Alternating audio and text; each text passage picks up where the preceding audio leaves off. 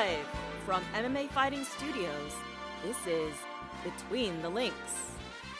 And now, your host, Mike Heck. The iconic voice of Esther Lynn welcomes you to a brand new edition of BTL. Thank you for joining us on this Thursday. A lot to talk about. We're a couple days away from UFC Vegas 64. We're 9 days away from UFC 281. 5 days removed from a very busy past weekend in the world of combat sports. In boxing, mixed martial arts. A lot to talk about with this wonderful panel. So let's get into it. First, let us say hello once again to Mr. No Gray Area, the winningest player in BTL history. But this is a quote-unquote exhibition matchup, so technically the BTL retirement stands, but he's at least on the program. It's like someone retiring from MMA and then doing a grappling match, right? Mr. Jed Meshew from MMAfighting.com. 2 weeks in a row, my man. How are you? Exactly. You know, when Ryzen offers Floyd Mayweather a big bag of money, he says, okay, sure. And, you know, when you offer me the big bag of money to come on, I'm like, well, I guess, you know, who can't use a big bag of money, especially since I didn't win the lotto last night, which is obviously crap. I clearly should have won, so I needed the big bag of money. Well, my bank account is less, but I'm happy to see you. And joining him, a man whose Twitter notifications exploded the last time he appeared on the show. Hot takes galore. We're coming from this man on the road to the 2022 award show on BTL. You can go back into the archives and check that out from MMAfighting.com. A man who will defend until the end of time the greatness of Halloween Ends, Mr. Damon Martin. Hello, Mr. Damon Martin. Yeah, I will definitely not do that. I will defend that movie is a giant piece of garbage that shouldn't have been made. But yeah, I'm here, and it was the last time Jed wasn't here, so I had to become Mr. Hot Take. And yeah, my mentions went insane afterwards. So you know, I had to take up the mantle. I had to try to do Jed justice. You did great. Somebody's got to do it. You know, the game ain't in me no mo. But yeah, I'm glad you stepped up, Damon. Well, maybe we'll have to do another tournament with the big bag of money as the prize, and maybe we'll get you back in. But let's get into this thing. And look, the thumbnail image that you see, it's obviously a big talking point, but that's not where we're starting. We're going to start with the very confusing UFC Featherweight division in the Ultimate Fighting Championship. It continues to be a really tough division to navigate, especially up the top, as we saw with UFC Vegas 63 this past Saturday. Arnold Allen versus Calvin Kattar, the main event. Everyone was fired up and excited to see if Arnold Allen could take that next step up, what Calvin Kattar could do. Could one of these guys emerge? Perhaps have Alexander Volkanovski get excited enough to stay at 145? And the fight ends with an injury TKO. Kattar hurts his knee. Arnold Allen looked very, very solid in the first round, but that's not anything new for an opponent of Calvin Kattar, who ended up with just a nasty knee injury, causes the end of the fight. So, Damon, we'll begin with you. We've seen a lot of these injury stoppages over the years. We've got two in back-to-back featherweight main events. The champion, Alexander Volkanovski, like I mentioned earlier, if he had any doubts about jumping up to 155, I don't think he has any anymore. So, your reaction to the ending of that fight and Arnold Allen's win? It's just really unfortunate. You know, Arnold Allen has been snake bitten by so many weird things in his career, injuries that have kept him out, where he was, you know, sitting on the sidelines for such a long time. He comes back and starches Dan Hooker, has a big win. And then, you know, you think, okay, here's his chance to really, you know, step into the limelight, get a main event, you know, maybe book a fight coming up in March when the UFC goes back to England, something like that. And then, you know, a freak injury ends it. And it's unfortunate because Calvin Kattar is as tough as they come. You know, Calvin Kattar, and I know a lot of people won't like to hear this, but Calvin Kattar is kind of like the gatekeeper to that top five. Like when you get through, if you get through Calvin Kattar, you are a legit title contender. And, you know, we've seen that time and again. He's a really, really tough out. Just unfortunate it went that way. And so now we have, you know, even less clarity than we did before. You think about if Arnold Allen would have gone out and just, you know, destroyed or beaten Calvin Kattar dominantly, that he could have jumped the line and said he's the number one contender over Josh Emmett and everybody else. But you know, unfortunately, when that injury happens, it doesn't negate the win, but we can't deny that it happened. We can't ignore it. So now we're stuck in a situation where Alexander Volkanovski has every reason in the world to go up to 155 pounds while the rest of the division plays out and they try to find him a legit number one contender. Because right now, just being honest, there isn't one. Jed, we talked about this on the post-fight show in the immediate aftermath of this, but now that 5 extra days have gone by, how do you digest the ending of that fight, Allen's performance, even his subsequent interviews afterwards? He was on the MMA Hour recently. What do we think? It's a good question. Good question. Thank you for the question, Mike. I feel pretty much the same. I don't think there's a way there's not a nuanced or a fun or a hot takey way to approach this. It is what it is, right? Like he wins the fight. We can't take that away from him, but he doesn't win it in the way that you wanted him to win it. There is obviously some level of mitigation. Interesting that the UFC rankings panel has decided that Calvin Kattar does not go beneath Arnold Allen in their rankings, but neither here nor there. That's not a rankings that matter. So, it is what it is in that regard. It's unfortunate. The featherweight division is very unfortunate. This doesn't change anything. I want to be extremely clear about this, though, because there has been, and you mentioned it, a little bit of this narrative of, well, now Volk doesn't have a reason to stay. Volk was never going to fight the winner of this fight. Like, it was never going to happen because he wants and is going to get a lightweight title opportunity. So all we got out of here is the same we would have gotten if Arnold Allen had won cleanly, or I guess, had Calvin Kattar won the fight. The winner of this fight is going to fight somebody else, potentially for an interim title, but almost certainly for that number one contender spot.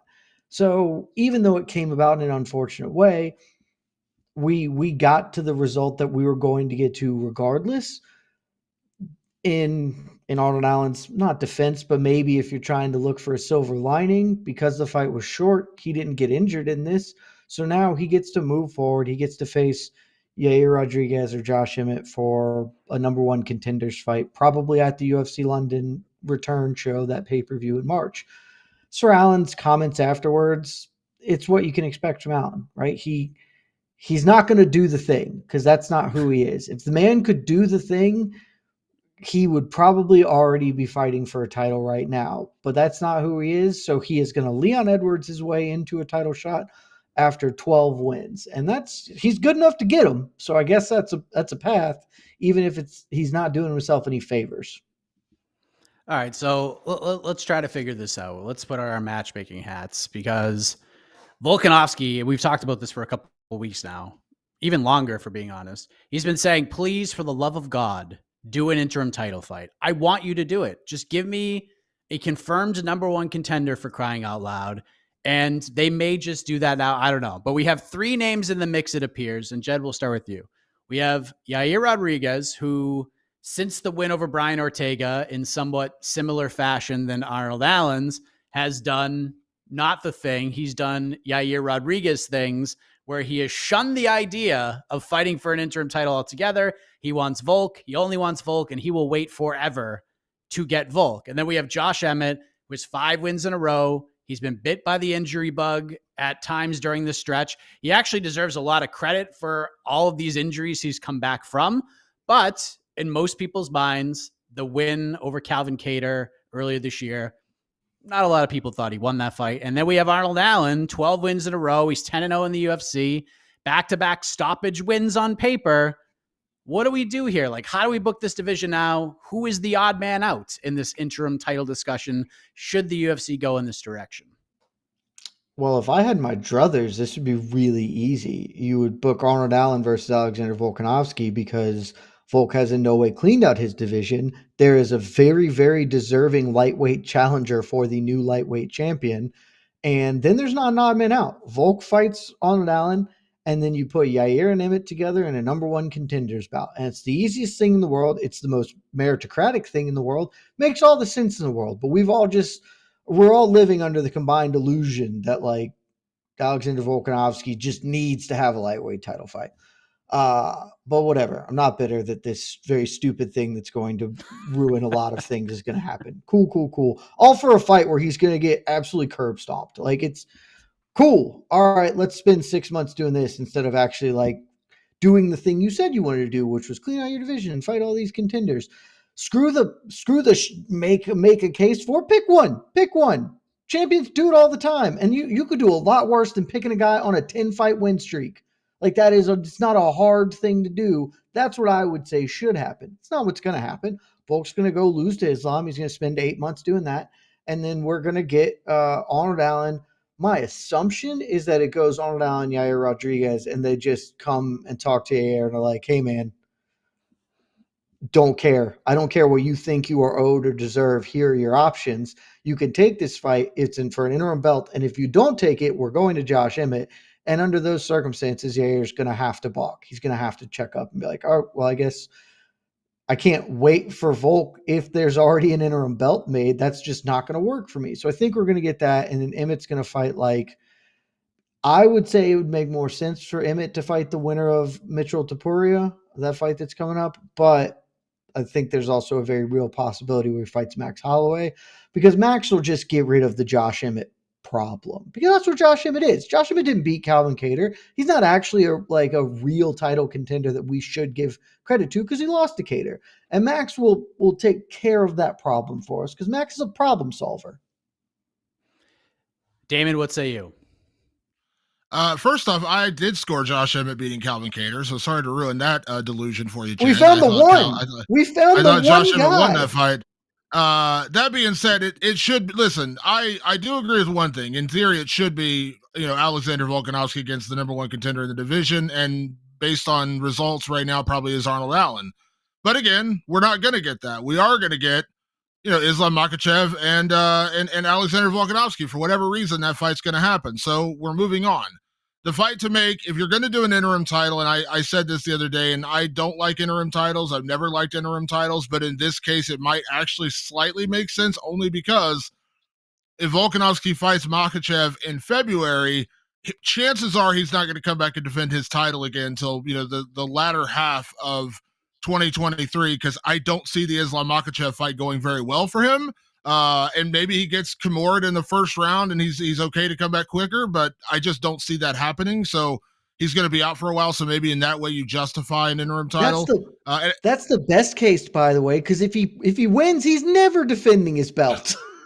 Yeah, that too. But so hypothetically, he goes out, loses, and then it's 6 months before he fights again. And then you just have the featherweight division being held up. So in that case, I think the fight to make is Josh Emmett against Arnold Allen. And here's why. Josh Emmett, like him or hate him, and you can say he lost to Calvin Kattar, it was a close fight with Calvin Kattar, whatever, but he is on a bit of a winning streak, and of course Arnold Allen's on a better winning streak.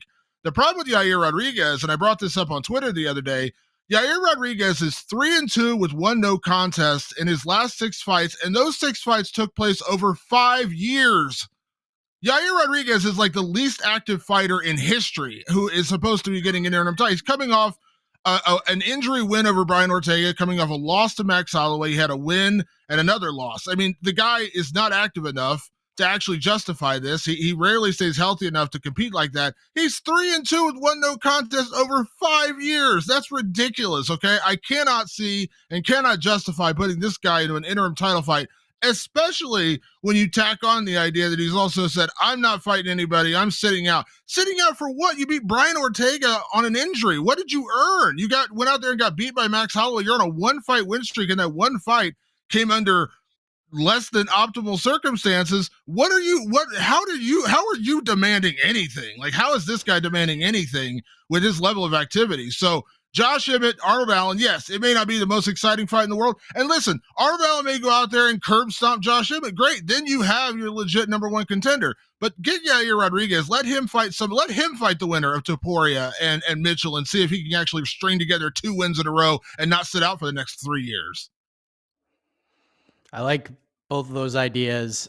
I also agree that if Max Holloway is going to fight anybody, it would be Josh Emmett and nobody else, because I would keep Max away from Arnold Allen altogether. 100%, because there's a good chance Max wins that fight, and then Arnold just takes a big step back, and we don't want that. We're trying to move forward here, and hopefully that's what happens, but we'll see. I would say Allen is going to be one half of this fight, because they will go back to the UK. Criminal. Yeah, he'll be. Yeah, and they're just going to add this to the win streak, man. It's a 10-fight win streak. Like, I feel like fans have really come around to just like hate that and be like, well, who's it over? I don't care. I don't care if it's over 10 kindergartners. 10 fights in a row is impossible to do. That's why nobody does it. That's why it doesn't exist. But So don't be shocked. Don't be shocked if it ends up being Yair Rodriguez and Josh Emmett just to piss off Jed, because Arnold Allen is going to get Darius. In the UK, he's going to get there is a chance Arnold Allen gets Darius right now. Right, he absolutely could get Darius, where he gets the winner of Topuria and Mitchell, and they're like, oh yeah, you're going to fight in London. You're going to fight the winner of Bryce Mitchell and Ilia Topuria while Josh Emmett fights Yair Rodriguez. There's 100% chance that could happen. Topuria Allen would be a dope fight, though. Let's be real fight about it. That fight would be really fun. All right, last thing on this before we move on. Damon, who is the MVP of UFC Vegas 63? Am I allowed to say not us? Is that a legit answer? Because you can say whatever you want. The card was bad.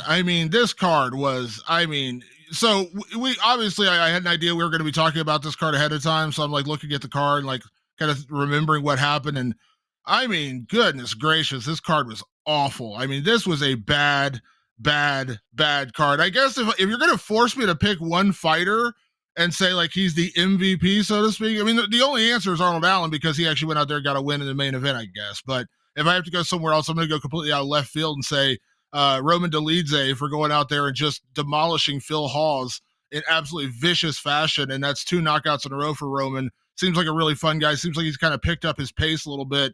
I thought coming into the UFC was a pretty good prospect. Had that weird loss to Trevor Giles, and has now won, I think, 3 in a row. On a barren wasteland of a card, I thought he had the most impressive performance. So I'll go that, but my answer is not us, because that card was terrible. It was a bad card to start with.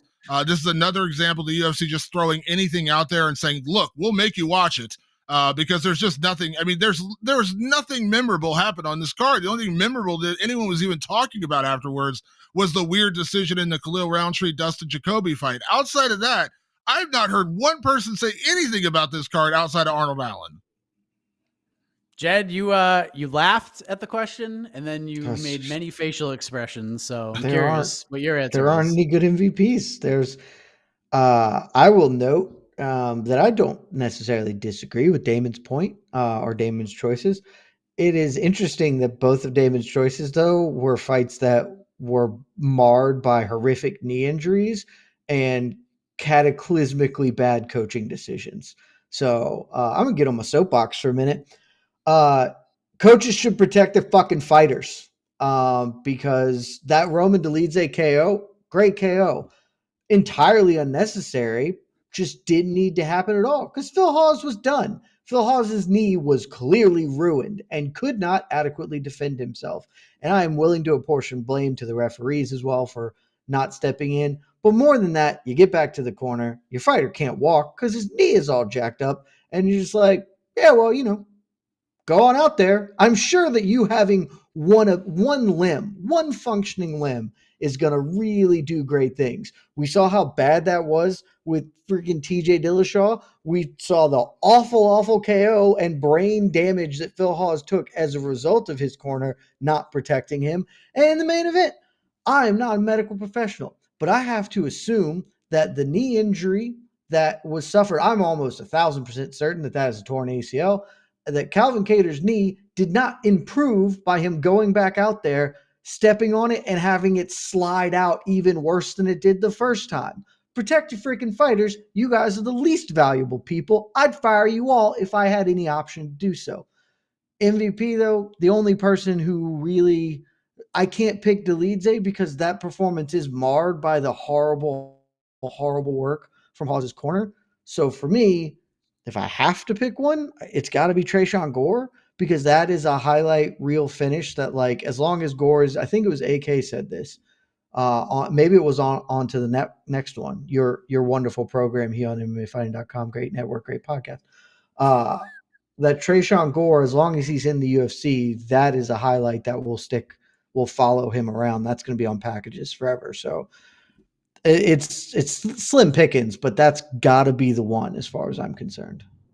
Let me just say real quick, give credit where credit. I agree with everything you're saying, Jed, about the corner work. Just to be fair though, Dolidze Hawes didn't go to the corner. It was a first round finish. So technically that to me is on the referee more than the corner, or they could have thrown in the towel. he didn't actually go to the corner. It was a first round. Now, Calvin Kattar You're right. is a different story. Calvin Kattar, they should have stopped that between rounds, just like TJ Dillashaw. The fact that they let him go out for a second round is egregious. But I agree, in theory, what you're saying about Phil Hawes, too. Either the corner should have thrown in the towel or the referee should have stopped the fight. But in Calvin Kattar's defense, there is no defense for that one. Like, he was done. His knee was done. He was not, as you say, he was not going to suddenly get better coming out in the second round. So I completely ACLs agree don't with repair themselves or whatever. Like, it's just not. It was a really frustrating card, is the overall point. This card was awful to watch. Of course, best wishes to Calvin Kattar. Hope the injury isn't too serious. Nothing but positivity heading his way. But let's move on to the other big event from this past weekend, and it is not Bellator Milan. The point for round one goes to... How is it not Bellator Milan? Damon Martin, 1-0 in this exhibition matchup. I will say, shouts to Bellator Milan. Their pacing was actually not awful. That's what I heard. For whatever it's worth. Their main card pacing was pretty reasonable. That counts for a lot, man. When it's fights that no one cares about, at least do them quick. Yep. So I know people, I'm sorry, but we have to talk about Jake Paul. We're going to put a bow on this whole thing, and hopefully we don't have to talk about Jake Paul boxing on this program for a few months at least, but he goes out on Saturday in Glendale, Arizona, defeats Anderson Silva, unanimous decision, gets the late knockdown in the 8th round, and he goes out and gets it done in a pretty fun fight. So, Jed, we'll start with you. How do you grade Jake Paul's performance, and how do you grade the fight as a whole? A-, maybe straight A, somewhere in that range. It's the best he's ever looked boxing by a lot, as far as I'm concerned. And I thought I had Anderson Silva up 4-3 heading into the last round. Jake Paul got the knockdown and won the round, and on my scorecard, took the fight. I recognized that on the official scorecards, Jake was already up and was going to win. And I don't have a huge issue with that. I don't think it's great, but it's fine. But yeah, he looked the best he has ever looked boxing. And you can make excuses and say, well, Anderson Silva's 50 or whatever. And some of that has some basis in reality. But the fact is, Jake Paul has improved leaps and bounds, and he showed it he is still very raw in a lot of respects, right? Like, he doesn't work in huge combinations. His defense is pretty minimal. And when Silva would put him under fire, he was not all the way comfortable, but he didn't panic. That's how he got the knockdown in the last round, as Silva was really pressing him, and he kept his wits about him. Landed a short right hand. That was great. The things that I'm taking away from this fight are, I knew Jake Paul was putting an effort. I knew he was making a reasonable effort at it, and that's to be commended. He is really, really focused on working on this. He's never going to be a world champion. Came at the game too late, frankly, for that. But if you are actively committed to this and you're sinking millions of dollars into your prep and are reasonably athletic, you can do some things. And that's what we're seeing, because I thought Anderson Silva was going to win this fight largely by being more experienced, by having layered defense, and by Jake Paul kind of not knowing what to do. But he had a really good game plan. He worked the body very, very well.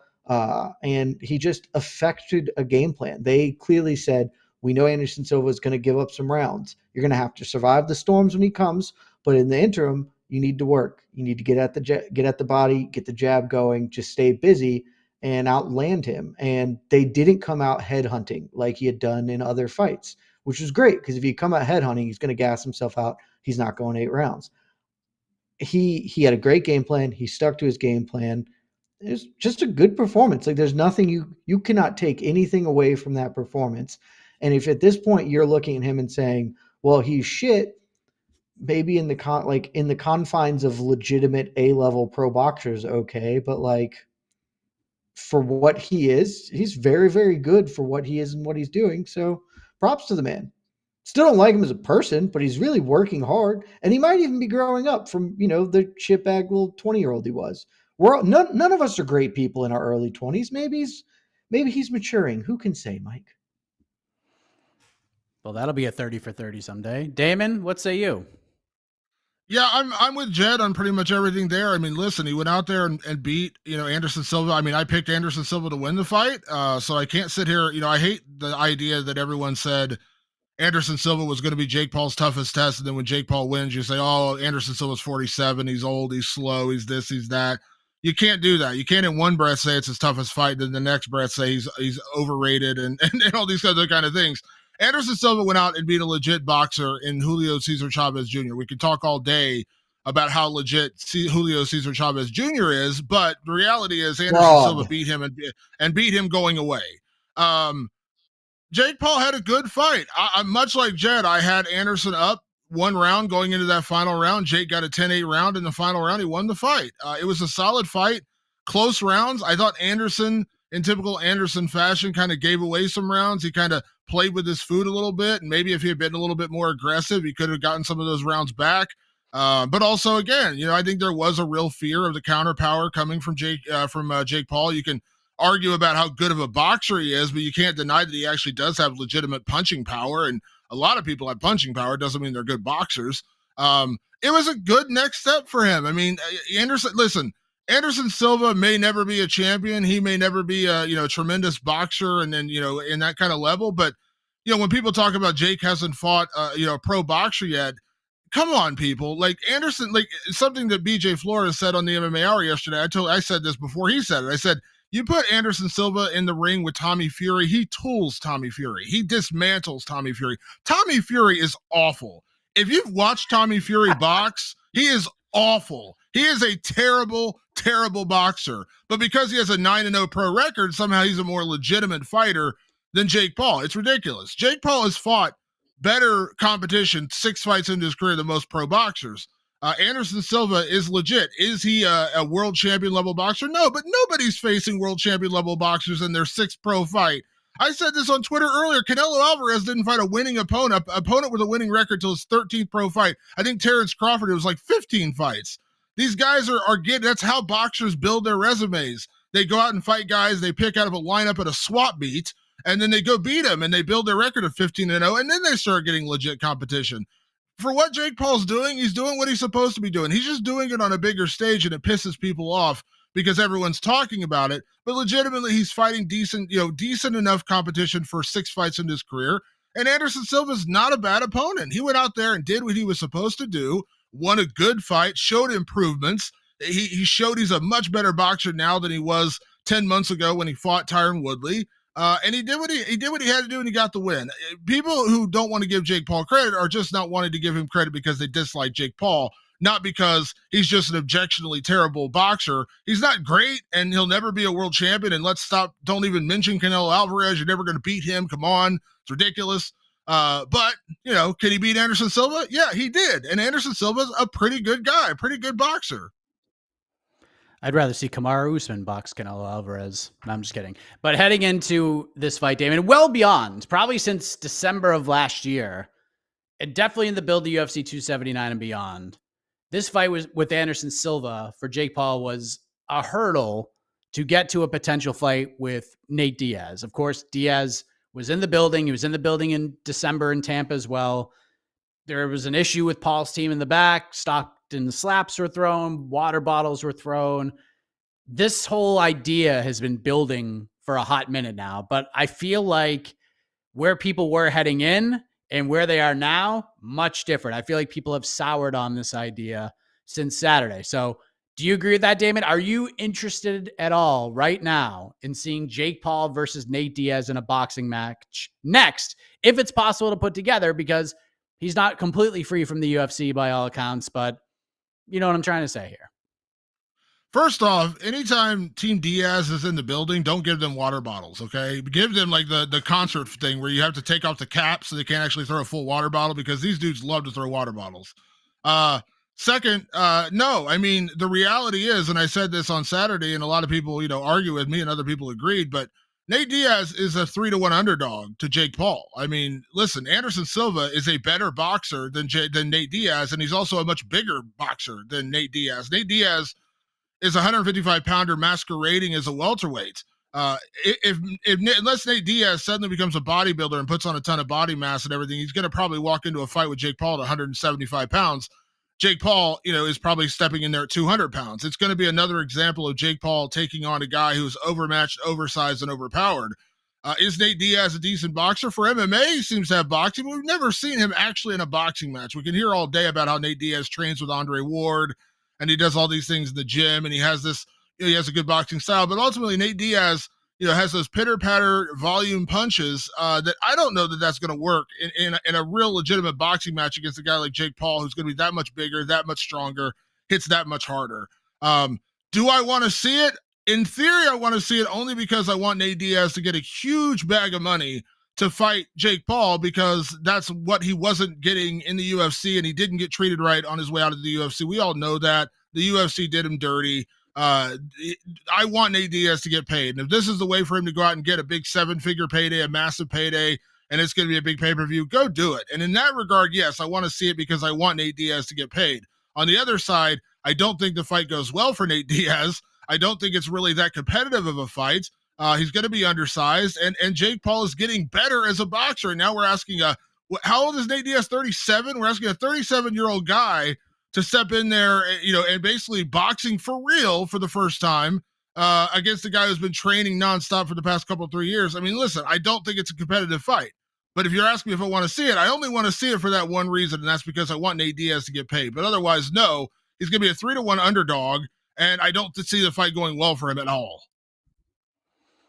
Jed, what do you think? Are you in on Jake Paul versus Nate Diaz? Couldn't care less. In my defense, I didn't care about this fight before the Anderson Silva fight. It is just it was obviously a thing that's going to happen. It's the big money draw, and if they want to do it and Nate wants to get a bag of money, who am I to say no? I know that some people have some appetite for it. I do wonder how much the Anderson Silva fight may have muted some of the broader interest in this. But my guess is Nate's pretty impervious to that sort of drop off in attention. So people buy it. It's a thing that's going to happen. That's fine. I have no interest. Nate Diaz is going to get killed. It's just really, really obvious. He has nothing to offer in a boxing ring for Jake Paul. And I would have said that before Anderson Silva. I thought that was the only downside to the Anderson Silva fight, is that it probably takes away some of the shine there. But I also thought Silva was going to win. And if Silva wins, then Nate Diaz looks a little more up to speed, right, for him. I disagree. I know this might be a little bit of a hot take because it seems like, especially MMA media, a lot of people are coming with this angle of, well, Tommy Fury's a bum and going to get like he's not going to beat Jake Paul. I don't know if he's going to beat Jake Paul. I am way more interested in watching that as far as bad boxing if I have to watch it. I think that fight is far more competitive than we're giving it credit. Not because Tommy Fury is necessarily a great boxer, but let's be clear. Again, Jake Paul isn't a great boxer either. And the thing that I want answered now, like, I know some things about Jake Paul now. And it's, hey, you beat Anderson Silva. You effectuate a really good game plan. You are serious about this and committed. Like, these are good things to know about your development and progression. We've just never seen him fight somebody that he doesn't have enormous physical advantages over. And for a lot of it, he was huge and younger and more athletic. And then in Silva, he was at least younger and more athletic, right? Like Anderson Silva's 50 years old. It's just not the same. I can't believe I'm about to say these words, but it is. I was listening to the Impulsive podcast this morning for an article. And on that, Logan Paul was talking about boxing Floyd Mayweather. I'm not here to get into that specific thing, but he said a quote that's pretty true, honestly, which is, I'm paraphrasing here. He said something like, yeah, man, I knew at some points I'd get in there and just, I could look in his eyes and be like, you're 50. You don't really want to do this anymore. And like, I'm just younger and that's the thing. And I think that is like really true. And I'm not taking shit away from that Anderson Silva win. I didn't think he was going to do it. He took the fight. He won the fight. Justly, full credit to him. But I have no idea how this man fights when he is faced against a man that is his equal. And maybe he is not his equal in skill, But let's not pretend like we don't have to act like Jake Paul is winning by great skill. There is an underlying ability, but he is mostly winning off youth and athleticism and some skill mixed in. And he did not beat Anderson Silva because he's a super crafty boxer. Like that's just not, there was a piece of that was not the whole point here. And I am really interested to see what it looks like when the thing he has leaned his entire boxing career upon, the foundation of it is I'm young and I'm athletic and I'm strong. Tommy Fury is also those things and also has a little bit of skill, even if he's not very good. Like, I think that fight actually probably ends up being really fun, honestly. And I would favor Jake Paul because I do think he's better. But I think we're going to learn a lot more about how he faces against Tyron Woodley. Hit him once and hurt him, and full credit to him, he recovered. Tyron Woodley is Tyron Woodley, and the whole it's rigged because Tyron didn't follow up with anything. Like, that's not what's going to happen if Tommy Fury hits him real hard. Tommy Fury is going to keep trying to hit him, and we might get some real interplay and back and forth. I think that fight is the logical next step for him. I think it's much more compelling, much more interesting than Nate Diaz. It is a fight that I would watch if I'm probably not going to pay the pay-per-view to watch it, but if we're covering it, which we will be, I'll be like, I'll do that one. That seems fun. I'd like to see what's going on here. So that's the fight that makes sense to me. I know we're getting Nate Diaz though. All right, last thing before we move on. Jake Paul said estimates for the buy rate of this pay-per-view around 200,000 to 300,000. He thinks it's pretty crappy, disappointing. He believes that the interview that Anderson Silva did, where he apparently misspoke about getting knocked out in training, which is weird because I don't think that's the first time he said something like that. Like, I thought during one of the early press conferences with Chael Sonnen, he said something similar to that, because I remember reading it in our Slack channel. Did Anderson Silva just really say that? So I don't think that's the first time he said that. And obviously he clarified it a bunch, and the commission had to do a special meeting about it. But either way, Jed, Jake thinks that this Anderson Silva topic was the reason for the poorish estimated buy rate. Do you agree with that? Or do you think people are just kind of over Jake Paul at this point? It's really tough to feel confident in an answer here. I take any of their pay-per-view numbers with an enormous grain of salt, if not outright disbelief, just because I cannot trust what any of those numbers have been for any of his fights. If you had asked me to ballpark a figure beforehand, I would have said like 400K. Because the other, like, Anderson Silva is a legend and a highly respected dude. He is not an enormous pay-per-view guy. Like, he never was. He, in the UFC, I pulled his numbers up. His biggest one is the Weidman rematch, which makes sense. That's his $1 million. But I mean, his last pay-per-view was Israel Adesanya. Care to guess how many that sold? Less than 200K. And that's Izzy. It's a guy that we think of as a star in the sport. Like, he's not a huge draw. Yes, Jake is, but I do think there's some. I don't know how Jake Paul lasts in this career. And that has always been the question for me, right? Because he can do this as long as he wants. He has infinite money and he has a will to do so.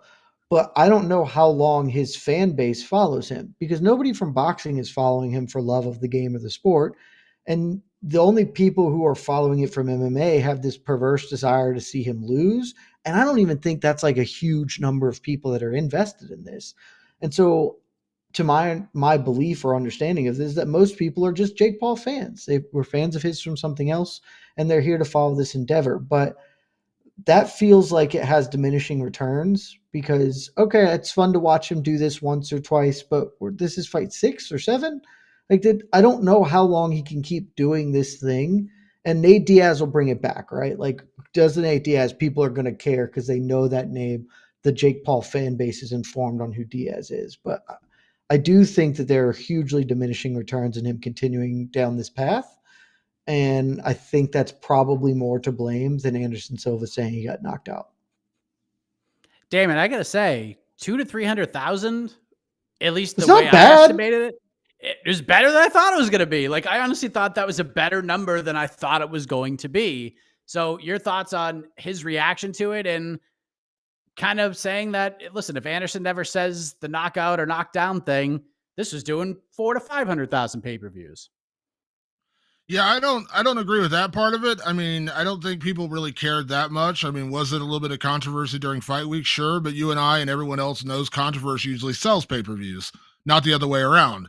So no, I don't think it had anything to do with that. I think what people tend to forget about is we're in an era where pay-per-view is kind of a dying model. I mean, does it work occasionally still? Sure. When Conor McGregor shows up and fights, yeah, and there's a big Tyson Fury fight occasionally, and Canelo Alvarez has a fight here or there that sells, but by and large, pay-per-view is a dying model. It really is. I mean, we don't get the numbers on the UFC pay-per-views anymore. We occasionally do when they do really well, and we do it when we see like Endeavor does their their yearly or their quarterly earnings report. Sometimes we'll hear about a pay-per-view, but we don't really hear about that because I'd imagine most UFC pay-per-views aren't doing a lot either, because pay-per-view is a dying business. It has been dying for a decade. People aren't used to paying $60 or $80 to watch a fight when there's so much other content out there that you can either watch for free or you're already paying $10 a month to a streaming service to watch anyways. So I don't think it's a detriment to the whole Anderson Silva thing. I think it's just a detriment to, Jake Paul's fan base is very young. When I went to his fight with Tyron Woodley in Cleveland, I think the average age of the audience member was like 14. Teenagers and young people, they don't have money. I remember what I was like in college. I could barely, scrape together enough money to put together some ramen noodles on the weekend, much less spend $60 to watch a boxing pay-per-view. And on top of that, I think, younger people that are fans of Jake Paul are savvy enough to understand there are places out there where you can watch his fights and not pay $60. I'm not advocating for it. I'm just saying it exists. So the reality is this was... Let me hop into that one very quickly, Damon, to add to your point. I got on TikTok recently, not to do my own TikTok things, but because everyone needs something to do while you're taking a poo. And all my, it's been doing it. And I popped on this weekend, and every third thing that I was going to was somebody live streaming Jake Paul's Anderson Silva. There were so many of them on TikTok. So I mean, that's the point. This was never going to be a 500,000 or 600,000 pay-per-view seller. We've seen it with the Tyron Woodley rematch. We've seen it time and time again. The fact that Jake Paul can get 300,000 buys is still impressive, because that's still more than a lot of UFC cards are doing. That's more than most boxing events are doing. So it's still impressive. I don't know where this narrative got built that he's somehow going to be selling, 750 or a million, 750,000 to a million pay-per-views every time he steps out there. He's just not that dude, and he's just not from an era where people are going to pump down that kind of money to watch him. So I don't think the Anderson Silva thing had anything to do with it. I think it just had more to do with people aren't willing to pay $60 to watch a pay-per-view, and I think there's even less people who are willing to pay $60 to watch Jake Paul in a pay-per-view. And it's not because Jake Paul's not a magnetic character or isn't a popular guy, but let's remember, Jake Paul got popular on YouTube. How much does it cost to watch YouTube? Nothing. He got popular on Vine. How much did it cost to watch Vine? Nothing. How much does it cost to watch TikTok? Nothing. Instagram? Nothing. These people are not watching Jake Paul because they've been invested in him his entire life. They're watching him because he used to do stupid things on the internet and they could watch him for free and laugh, and then he'd make money off of advertising on YouTube, advertising on Vine, or whatever the case may be, and he got sponsorships, not because his fans were rabid and decided, oh man, we want to pay $60 to watch Jake Paul jump out of the back of a truck into a pile of dog crap. That's not what he was doing. That's never been his business. So the fact that he's getting 300,000 is pretty impressive to me. I completely agree with that. We will move on. We'll see what's next for Jake Paul. And the other thing about the estimates real quick is MMA fans, getting them on board. I mean, you're asking a lot, because 2 UFC pay-per-views in 3 weeks, 280, 281, not to mention your other bills and things you need to spend money on. It's a tough ask. MMA fans already spending $1,000 on UFC pay-per-views a year. Yeah, so many. Lot. It's ridiculous. But the point for round 2 goes to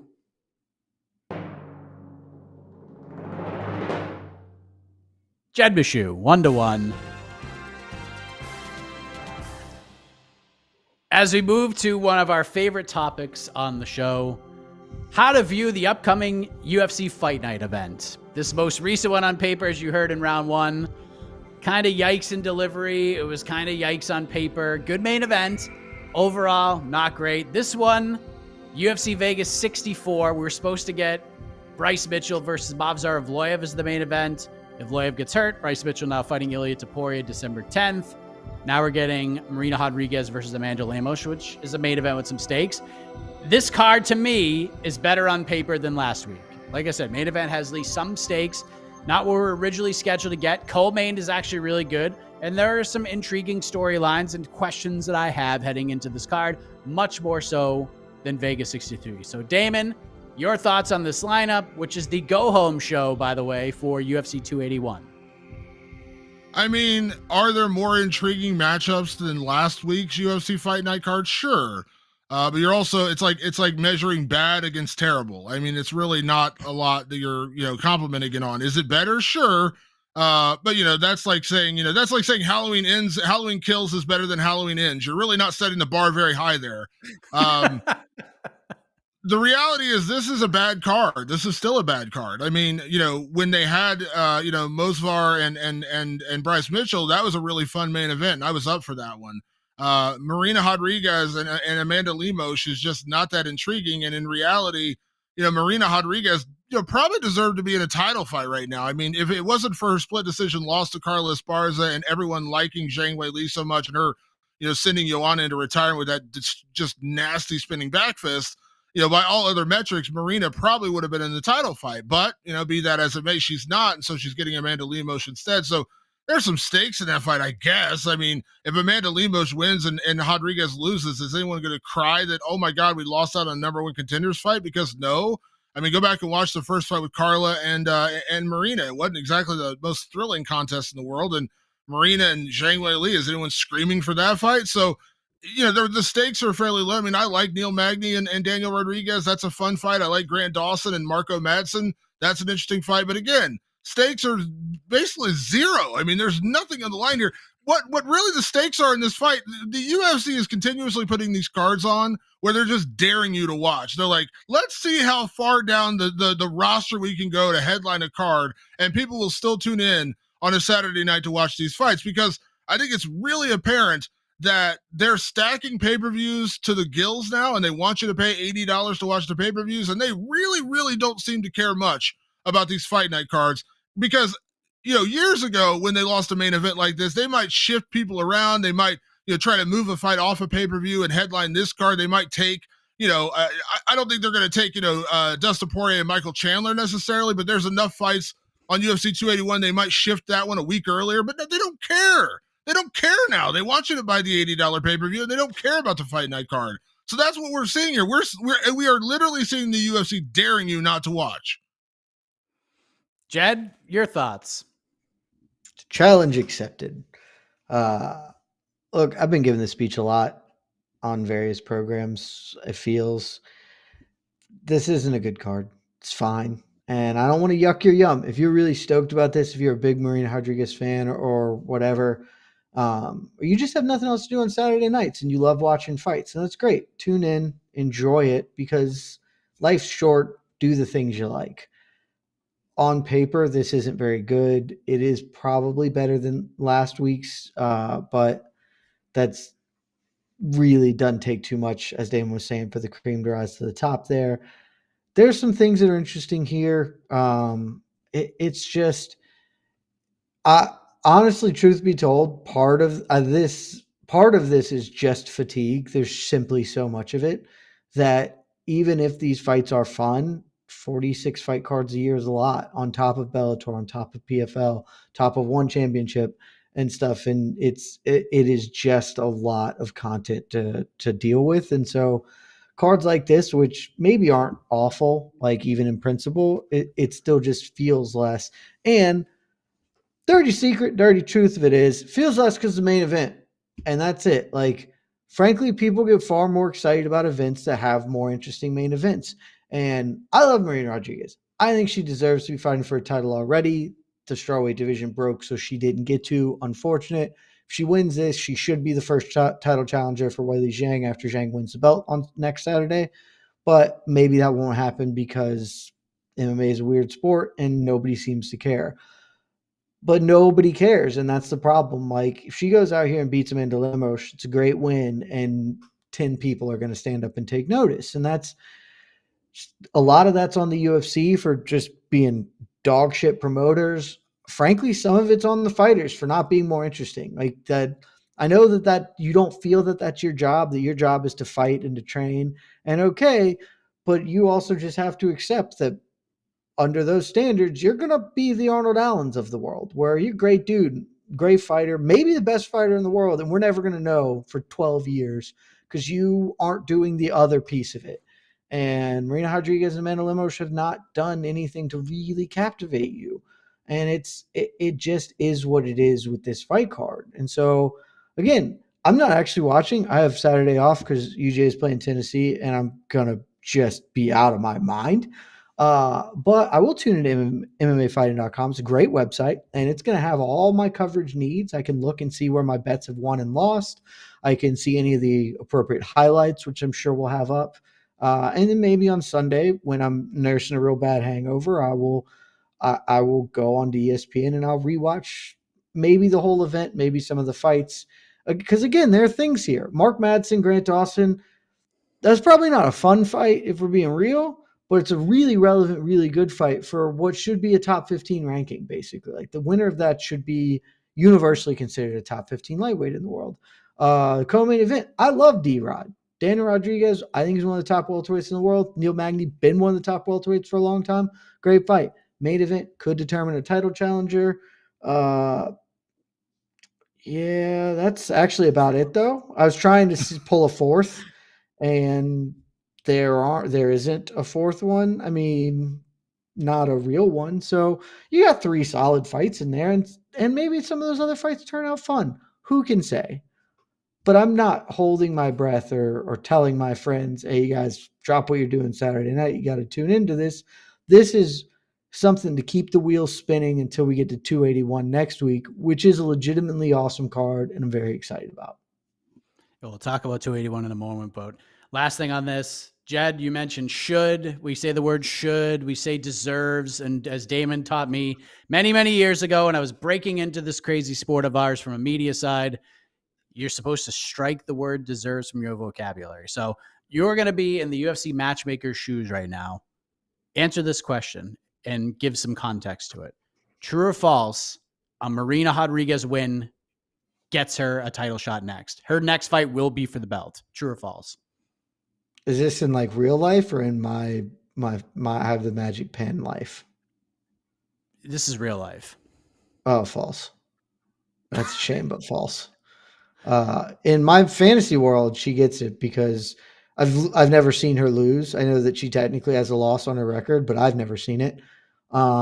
She's not like the world's greatest fighter, but she keeps winning and she keeps beating really good people. And at some point, she deserves to have her day in court. But no, Weili Zhang is going to absolutely obliterate Carla Esparza next week. I'm going to tip my hat. I was talking with Connor Burks beforehand. Tune in to No Bets Barred next week. I'm going to do my second ever all-in bet because Weili Zhang is going to just stomp Carla Esparza in horrible fashion. And once she's a champion, then they're just going to do Rose Weili again because they've already fought twice and they really want Rose to have the belt. It just seems like that's what is overwhelmingly likely to happen. Unless Jessica Andrade ends up coming in. I know she's got a fight booked, but against Lauren Murphy. But, she's kind of flitting around. It just feels like they're never going to give Marina her day in court. And so she won't get one. True or false, Damon? Marina's getting a title shot with a win. False, because we live in a world where things are not fair in this sport. And the reality is I'm with Jed. Listen, I know he thinks that, Zhang Weili is just going to curb stomp Carla. I don't go that far only because, Carla does have wrestling and there's a potential she could slow down Zhang Weili. But if Carla wins, I mean, did you see the video? Did you see the video, Damon? It just got posted, so maybe you didn't because it's in our Slack. I'm not saying I'm picking her. I'm just saying there's a chance. I mean, there's a chance here. So, but if Zhang Weili wins, it's exactly what you said. It's going to be Rose Namajunas. They're going to do the trilogy there because they want Rose as champion, and they're not going to rematch her with Carla Esparza again. So they're going to throw her in there against Zhang Weili, and it's a bigger fight. Marina Rodriguez, if she wins this weekend, she better become the biggest Carlos Barza fan. She better be out there with pom poms and a rooting section at UFC 281, because that's the only way she has a hope and a prayer of getting a title shot, is if Carlos somehow pulls off the upset and beats Zhang Weili.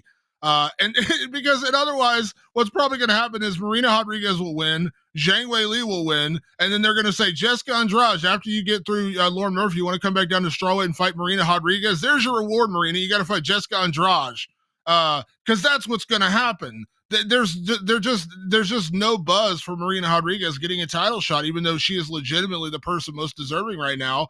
And much like Beneil Dariush and much like Arnold Allen, we don't live in a fair world where wins get you title shots anymore. So no, false. Probably won't get a title shot. Probably won't get it for another fight. She'll probably have to fight Jessica Andrade or Yan Xiaonan or again a rematch, or Mackenzie Dern, or she'll fight somebody else, because I doubt she's getting a title shot.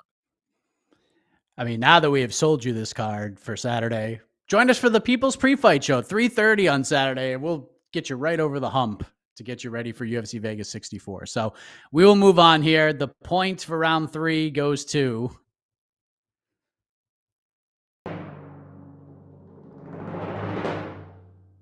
Damon Martin, 2-1. Way to close. Way to close. Dude, you know how many wins Marina Rodriguez has over top 15 opposition? I'm just looking at this right now. It's like, I think she might have beaten more top people than anybody else in the division. Yan Xiaonan, Mackenzie Dern, Michelle Waterson, Amanda Ribas, Tisha Torres. That's 5 wins. And she's no closer to title contention. And she should have beaten Carlos Barza. Like, this is wild that she is this far away. All right, so I think everybody's looking at next Saturday. So during the UFC Vegas 63 broadcast, we got the reveal, like the full-on reveal of next Saturday's UFC 281 lineup, which includes the way they put the main card together, putting the puzzle pieces in. We got the 2 title fights, Adesanya Pereira, Esparza Weili, which you just talked about, Poirier Chandler, Edgar Gutierrez, which is slated to be Frankie's final fight. Dan Hooker versus Claudio Puelles will open up the main card. So, Jed, what do you think? Brian Campbell talked about like events that are considered quote unquote majors for the UFC, and November is kind of one of them. MSG, you want to load that up. So, do you like this card as a whole for an MSG event? Is the made card lineup the way you would have put it together? Well, no, just to that in general, because I am on the record, I hate this Frankie fight. I think it's awful. Just really, really bad matchmaking as far as I'm concerned. 281 is good as a whole, though. I don't think it's as good as 280. I think there's a really strong argument that, I think objectively the main card is not nearly as good as 280. I think you can make a pretty compelling argument that the rest of the card in total is better than 280. But certainly the part you're paying for in the pay-per-view, not as good. But it's still very good. I mean, you've got the Izzy Pajeda rematch, or 3 match, I guess. I don't even know if we're calling it a trilogy fight given kickboxing versus MMA, but that fight's awesome. We're going to have a new strawweight champion. That's going to be pretty cool. Poirier, Michael Chandler, I'm assuming that ends up in the top 5 for fight of the year this year, just based on how those guys like to get after it. I don't like the Frankie fight. Dan Hooker, Claudio Puelles is whatever. But still, the rest of the card, very, very good. It's good, Mike, when everybody has a wiki. When every fighter on the card has a Wikipedia page, almost never happens anymore for UFC events. But they've at least given you like real fights between real people with real stakes and consequences and purpose. I would have done something cooler for Frankie Edgar.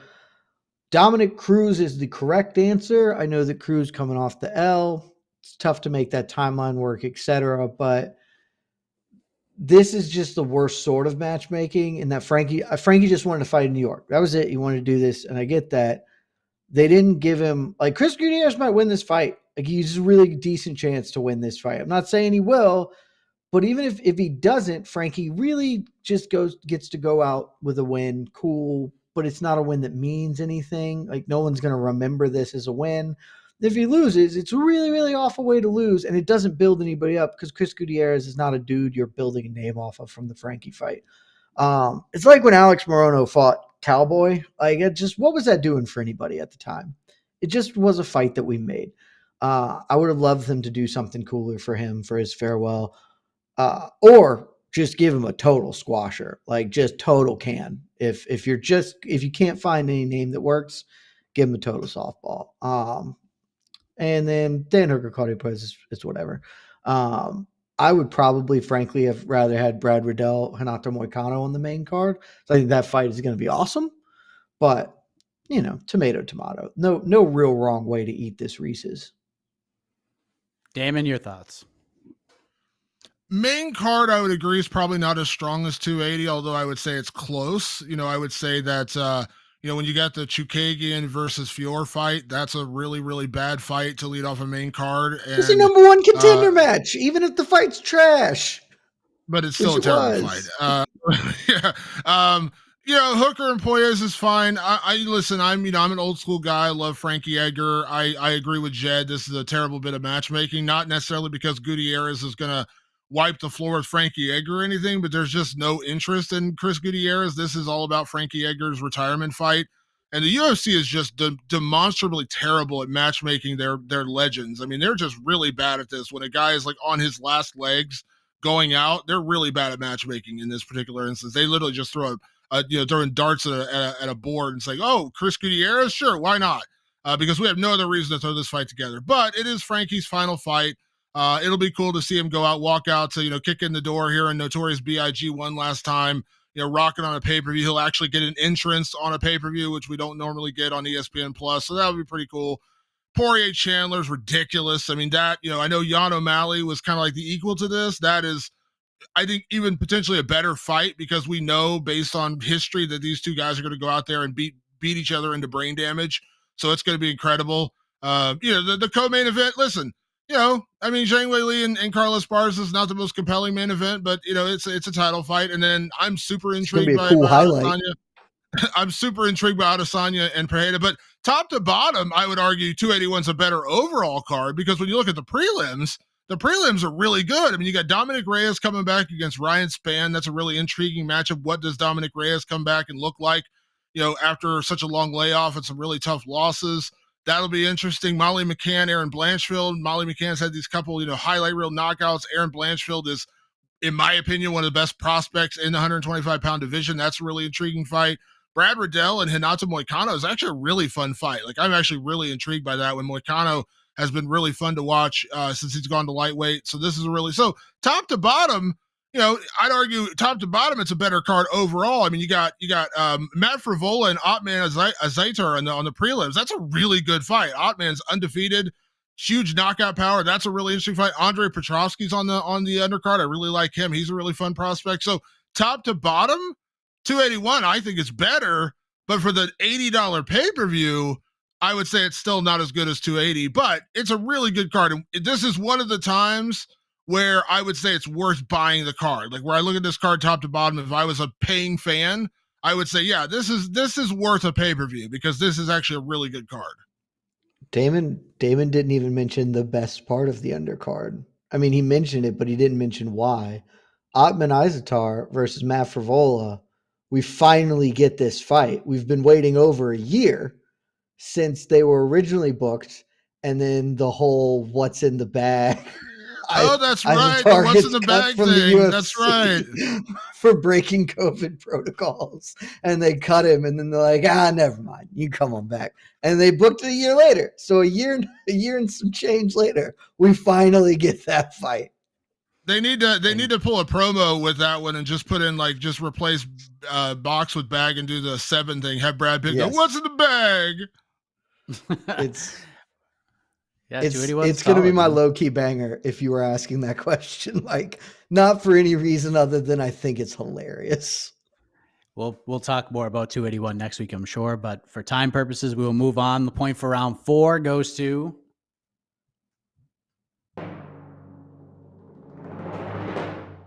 what's in the bag? A point for Jed Bashu. It's 2-2. What's in the box? What's in the box? All right. So that means we have one more question. One more question. It's a knockout round. Each individual will have 60 seconds to answer said question. And then you guys can go to the poll. You can vote on who you thought was the victor in this exhibition match between Jed Meshew and Damon Martin. And Jed, you got to win in last week's exhibition match. So what would you like to do? Would you like to go first, or would you like to pass this over to Damon? It's just one question, multiple options, but one question. Oh, multiple options, so it doesn't really matter. I mean, it's the same question. You're just choosing which one is better. Oh, okay. Yeah, let's just go ahead and go first. Screw it. Why not? All right. So, Jed, one of the most important things, and I've actually taken this mantra into the Heck household with my 9-year-old. We have been preaching since the end of UFC 280 to do the thing. Just do the thing, because the thing is the thing, and it's so important to do the thing. Let's talk about the thing being done since UFC 280 in the UFC's Bantamweight division, Jed Meshew. I see your face buried in your hands, and for good reason. So my question is, I'm going to make this nice and simple. Who has done the best job at doing the thing since UFC 280, trying to make the top of this division the most interesting? Is it the champion of the world, Aljamain Sterling? Is it the number 1 ranked Sean O'Malley? Is it Henry Cejudo? Option 4 is other. 1 minute on the clock. Your time starts now. I hate that you were about to make me say this, but the only defensible answer is Henry Cejudo.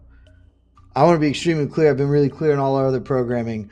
I don't like Henry Cejudo. I don't want him to fight ever, and I really don't want him to fight for a title because it will not end well. He will just if he wins the belt, he's not fighting anybody. He's just going to do the Volkanovski and or quit thing again. There's no reason to have him in here. But Sterling has fumbled this in the most heroically awful way in recent memory by not just calling Sean O'Malley and then getting all mad about like people being like, why are you not doing the thing?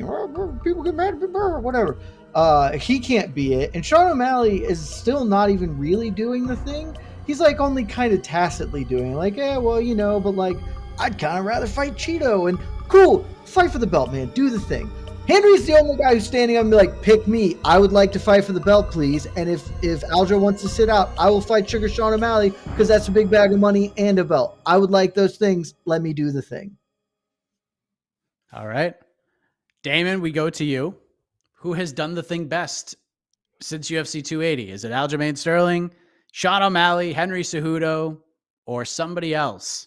1 minute on the clock. Go. Well, the reality is nobody has done a great job of this. You know, less funny. Henry Cejudo's not. I mean, I can't take it. His whole Ronald McDonald thing. I mean, that's like less funny Colby Covington shtick. It's really bad. So I'm going to say Sean O'Malley, and I'm not saying it because he's legitimately selling himself. But the reality is he has the win. He has the win, and that's all that should matter. He beat Peter Yan. He beat Piotr Yan. That's all that should matter to anybody right now. Split decision or not, he has the biggest win. He did come out and say, listen, he's had a couple of moments on social media. He did the MMA Hour the other day. It seems like he's the most legitimate guy, and he's actually the guy who has done the most to actually get here based upon wins and losses. So, yeah, it's Sean O'Malley. It's not the most deserving guy. I mean, he's not really oversold himself, but he did the damn thing at UFC 280, and that's what matters most.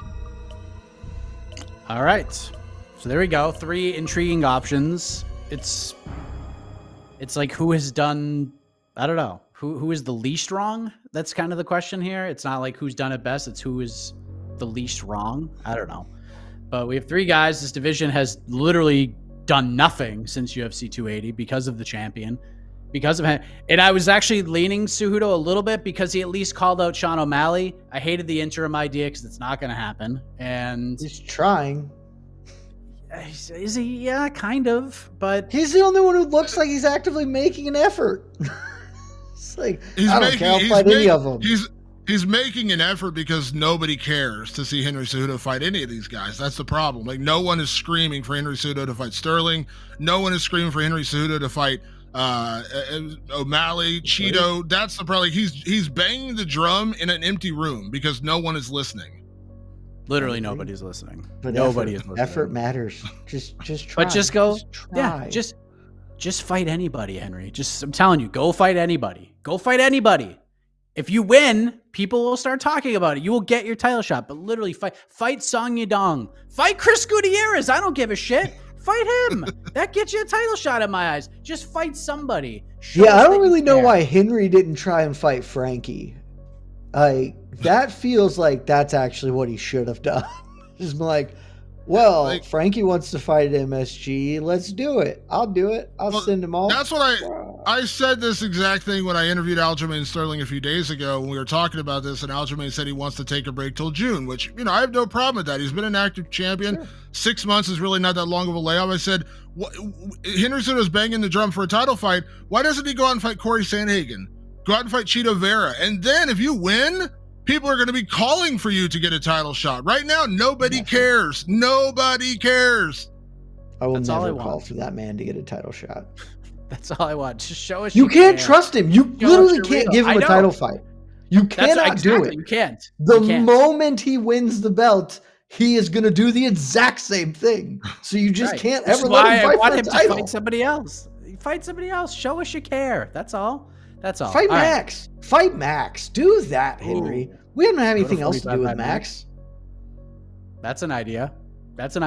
If he beats Max, he gets the triple C shot. I think. Dude, if he beats Max, then he can fight Volk. Cool. Nobody will argue that. Just fight somebody. Fight Max. I did it. I solved all your problems, Henry. Clip this and send it to him. All right. Well, vote in the poll. Is it Jed? Is it Damon in this hypothetical exhibition matchup? We have Heck of a Morning tomorrow, 10 a.m. Eastern. We'll do it again. Preview show for UFC Vegas 64. I'm sure it'll be a long one, going down at 3 p.m. Eastern. Saturday, 3:30 p.m. Eastern, we'll have the People's Pre-Fight Show. We'll react to everything after the main event. And then AK and I are back on Sunday for some matchmaking on to the next one. And then it's on to UFC 281, and we'll have some fun things in store for all of you. So, are we good, Casey? We are good, sir. We have a winner. Okay. Who wins? We have a winner. Exhibitions don't go to the judges. Yeah. You guys obviously haven't watched enough boxing exhibitions. So I raise both your hands. Didn't Deron Williams, Frank Gore went to the judges? Did it? Sure did. Your winner today with 60% of the votes is